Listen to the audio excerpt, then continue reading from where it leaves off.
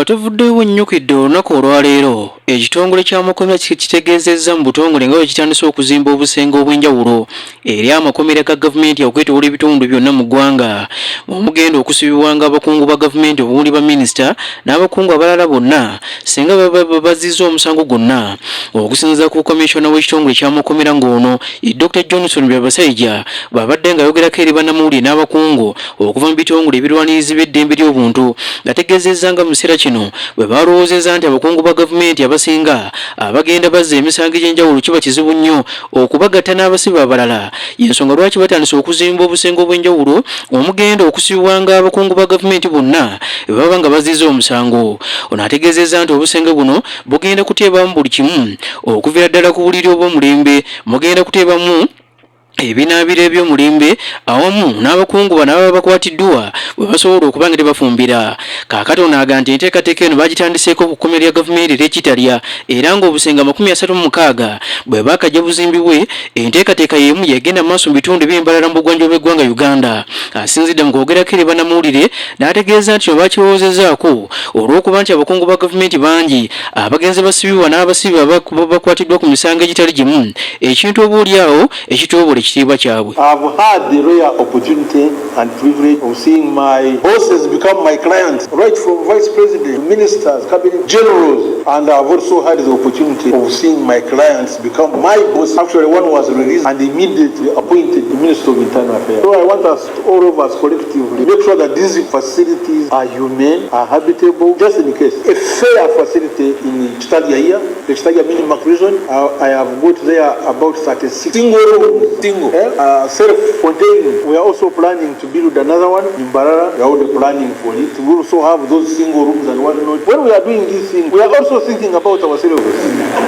Kaakati abamu ku bakungu okuva mu ebitongole ebyenjawulo eby'obubonekyewa ebirwanirizi by'eddembe ly'obuntu n'ebirwanira eddembe ly'abasibe bitegeezezza nti gavumenti nga tennaba kubanga bweti ezimba obusenge buno yandisoose okuba nga tibweti erowooza nnyo ku mbeera abasibe mu bawangalya mu makomera agatali gamu oluvannyuma olw'okuba nti omujjuzo mungi nnyo era nga nekiviiriddeko n'abamu ku basibe ogenda mu maaso n'okuba nga tebafuna obuzibu ne bafunira endwadde ezitali zimu bano bagamba nti gavumenti yakuno esaanye esobole okuba nga bweti erowooza nnyo ku ngeri gyegenda okuba nga bweti emalawo omujjuzo obufumbekedde makomera. Tulina abasibe bangi nnyo mu Uganda amakomera tegakyasobola tereka bantu ate mu basibe abangi baleeta nti babulabe eri abasibe bannaabwe eri ababakuuma eri amakomera n'eriffe abali mu community kubanga tebayambiddwa ate batayambibwa kyangu nnyo bo okukola ekintu ekyewuunyisa ensi. Olwaleero nga bwe yasuubiza Ssaabaminisita w'eggwanga Uganda Robert Nabbanja Musafiri omuvubi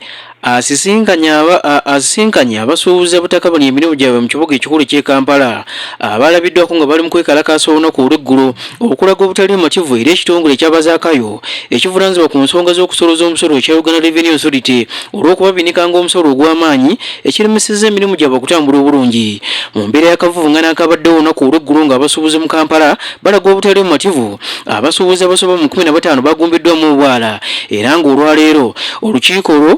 Minisita mubadde abusinkanidde abasuubuzi lusoose kusasika mu budde obw'okumakya oluvannyuma lw'abasuubuzi okutegeeza nti balina kye bayinza kugenda mu maaso n'okuba nga tebwe tebakubaganyako ebirowoozo nga bannaabo abakwatiddwa olunaku olw'eggulu babadde baleetebwa mu kkooti nga tebamanyi oba bagenda kuba nga ebyo tebateebwa era ng'embeera eno eviiriddeko abasuubuzi abasinga babadde bwe batyo batudde nga bali mu kuwuliriza ensonga okuva eri Ssaabaminisita okuba nga ebyo tebeeri omugujju ne bategeeza nti beetaaga bannaabwe basooke bateebwe n'oluvannyuma olukiiko olubadde bwe bayitiddemu lusobole okuba nga genda mu maaso abasuubuzi bano balaze obutali mativu n'oluvannyuma ekiwaliza Ssaabaminisita okuba nga bati abakkiriza okugira nga bafuluma bagende mu kkooti okusooka okuwuliza ensonga za bannaabwe n'oluvannyuma bitutegeddeko eggulo lino tebamaze ne bateebwa. Naye tetuyina kye tuteesa saawa zino ng'abantu baffe bali eyo batugambye bagendako era saawa 2 ziizino saawa 5 tebannatuuka ku kkooti kitegeeza n'okuziba bugenda kuziba era basuleyo kuba bw'ova wano tetulina wetugenda kujja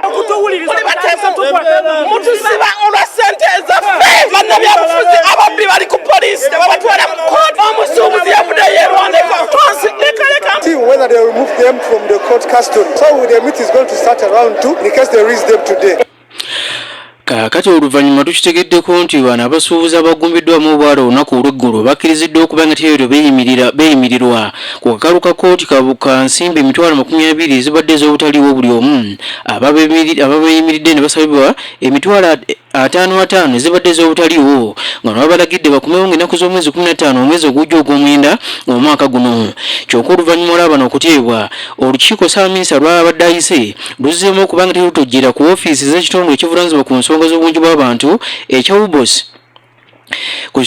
ofiisi z'ekitongole ekivunaanyizibwa ku nsonga z'ebibalo ekya UBOS, era ng'ono ategeezezza nti ensonga zonna ezibasoomooza n'amateeka amakakkali ge bagamba nti oboolyawo gabateebwako agenda kutwala ensonga zino eri Pulezidenti Museveni okulaba nga bazikubaganyako ebirowoozo ensonga z'abusuubuzi ziddemu okutambula obulungi kubanga bali mu kubeetaaga mu Kampala okukola emirimu gyabwe. Bamanyi eby'amateeka ne bagamba nti kati lino etteeka okulikyusa olwedde nga tuli wakati mu mwaka tulina okwiddaayo ne tugenda mu kabinet eyeekulemberwa Pulezidenti ne tulireeta mu Parliament ne tukikyusa. Olukiiko olulimu minisita wa trade, minisita wa KCCA ne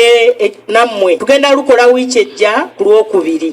Si mwenna abakulembeze bamu tusobole okwogera ku kino ekintu. Nja kuyita ne minisita ya internal affairs tulabe butya bwe tukimalawo omuntu yeyagalire mu ggwanga lye.